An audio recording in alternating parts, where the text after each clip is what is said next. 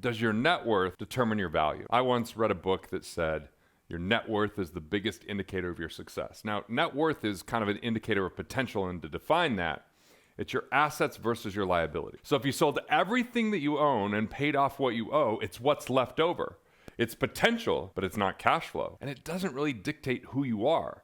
So does the value of your portfolio dictate what you're capable of doing? I mean, when the market goes down, does your attitude follow? Are you your assets? And when your assets are up, without you doing much for it, maybe you just invested early in crypto or bought real estate at the right time or bought the right stock or just the right timing in a mutual fund, does that actually increase your confidence? And should it increase your confidence? And let's look at the other side. When the market goes down, when your investments don't perform, when you lose money, does it create a negative outlook for your life and impact how you feel? Now, I don't know if anyone's impervious to it and says, oh, well, it goes down and I'm just fine the next day. But the question is, on a scale of 1 to 10, how much impact does it have?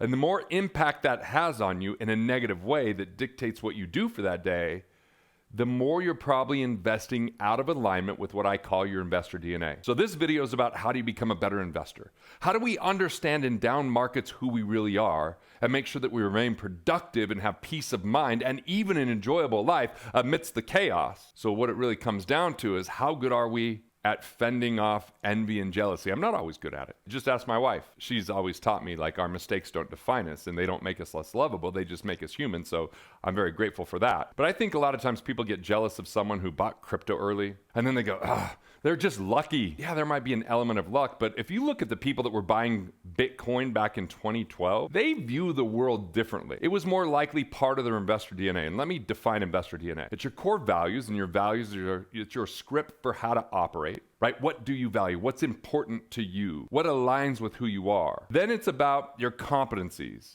What do you have knowledge around? What do you have ability towards? What just makes sense to you that might not make sense to other people? Then we take drivers, those things that add a degree of interest and passion and elements of energy. And then when we combine our values, competencies, and drivers, it's about focus. I know that most information you get from financial gurus is about diversification, but that's admission of ignorance. It's diversification, spreading yourself thin, getting involved in things you know nothing about, that you have no control over. And people, that they have no control over the outcome of their income, feel confused, a sense of anxiety, a degree of unrest. And then when you're going, well, the market's up, I guess it feels good. How long will it last? Or the market's down. Oh, when will it crash? Or what's going to happen to my finances? This is problematic, yet it's what's been trained, taught, and educated for so many years. So investor DNA is you invest in alignment with who you are, because risk isn't in the investment. It's in you, the investor. Okay, we'll get more into what that is. So here's the key. Stop speculating and stop gambling.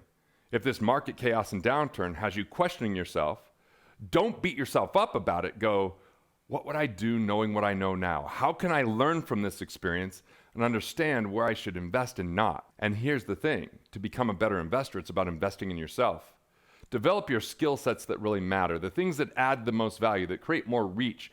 Like in 2008, I was like, you know what? I don't know a lot about marketing. So I joined Genius Network. It was a big investment, $25,000, but I learned things about marketing I didn't understand, which allowed me to reach more people. And that was a game changer. That was a skill set I knew I wanted to develop.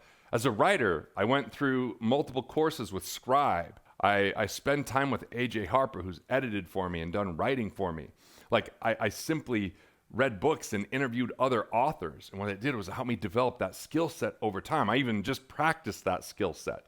Those were skill sets that mattered. So I'm not just talking about the skill sets of should you buy commercial paper or do real estate? Should you do tax liens or should you do options and trade? No, I'm talking about skill sets that help you to make more money. Then look at the skill sets that help you to become a better investor. Where are those drivers? Where are those competencies? For me, it wasn't about real property like real estate. It was about intellectual property like I just talked about. For me, it was about real estate that I actually lived in or utilized or knew about in that region versus becoming a landlord to a lot of people and being in a competitive situation and fixing and flipping. So it was about discovering investor DNA. But in order to truly do this right, you have to be careful not to compare, Comparison will lead to that envy and can lead to irrational investment and decision making because people exaggerate their returns. They talk about their wins and not always their losses. And sometimes we get in that fear of missing out or the greed of we've got to have more. And that high emotion lowers our financial intelligence and neglects our investor DNA. So I believe a down market is actually the best time to learn about your investor DNA. Hey, I know I'm interrupting, but it's because if you go to garrettgunderson.com/quiz, you can figure out your money persona.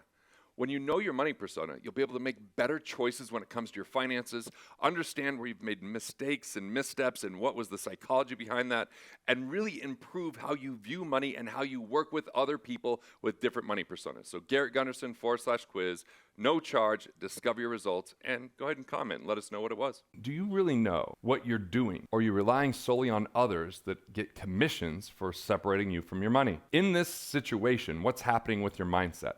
Like if you're heavy in crypto, like as things got chaotic, I'll admit I cashed out my BlockFi that I was doing stablecoin and staking it. I cashed out my Nexo.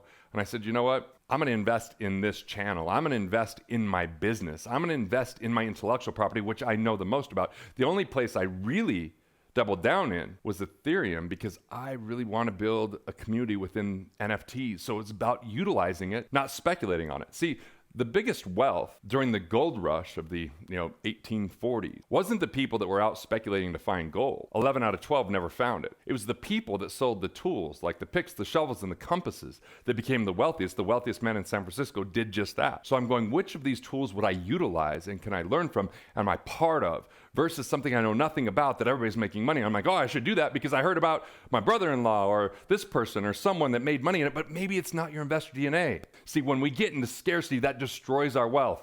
The fear of missing out or loss or the greed of we've got to get involved now or I don't have enough. And that mindset, especially when the market's down where we start to feel defeated and frustrated, destroys our ability to think critically and add value and serve others and solve problems because it's debilitating. Scarcity is a happiness killer. So today, right now, on a scale of 1 to 10, what level of anxiety do you feel? Some anxiety that leads to education and action, like a goal just outside of your reach, like my mentor, Dr. Craig Manning, teaches me, that's good.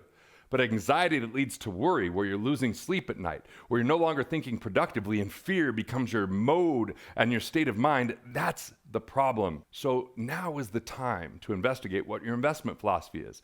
Instead of just having Wall Street sell it to you, or people that are doing pump and dumps by posting things on Twitter to push up a shit coin and then sell it off, or get bots out there trading all the time while you're just sitting in there while they skim money from you. So what's your investment philosophy? Here's some examples. Like for me, I think cash flow first. I want to make money on the buy from day one. Can I add collateral or safety measures to manage risk? How can I get my principal back quickly? Like when I bought Bitcoin, I pulled the money off the table I originally put in and I let the additional coins ride, so the ups and downs haven't bothered me. Active investor or passive investor, you really need to decide on this. And I'm an active investor, meaning I'm part of my investments, like the books that I put out there, the videos I put out there, the businesses that I build. Where a passive investor might put their money in a mutual fund, or might put their money in a REIT, like a real estate investment trust, or in a crypto fund, and then they go, I hope it works out, and they rely on the experts. But what if those experts aren't experts, and what if that has nothing to do with your investor DNA, and it creates fear and frustration when it's not working? So the question for you, is it real property or intellectual property?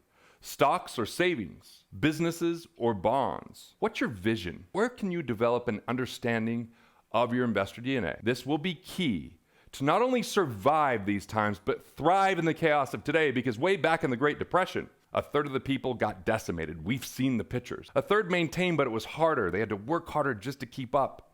But a third people gained massive amounts of wealth.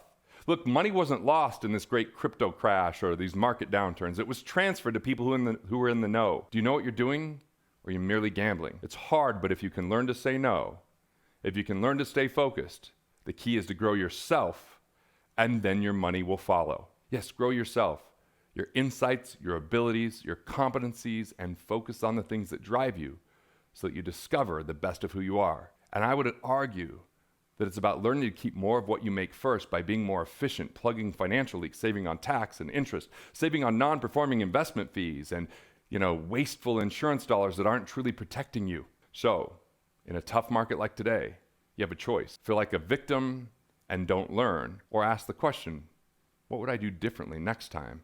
And who am I really? And how can I invest more in myself? All right, go out there, learn the lessons, take control of your finances, and build the life you love. In today's world, it's easy to get distracted, to get derailed, to get exhausted and overwhelmed because there's so much opportunity. But often those opportunities are more like distractions that destroy our bandwidth and our enjoyment. And in this chaotic world, wouldn't it be nice to cut through to the things that matter the most, to the thing that speaks to you at your core, to the life that you can love? So it's not just about creating a goal or an objective, but it's about navigating this world in a completely different way. If you're ready for radical change in a way that helps you live a better life along the way, well then check out the next video now.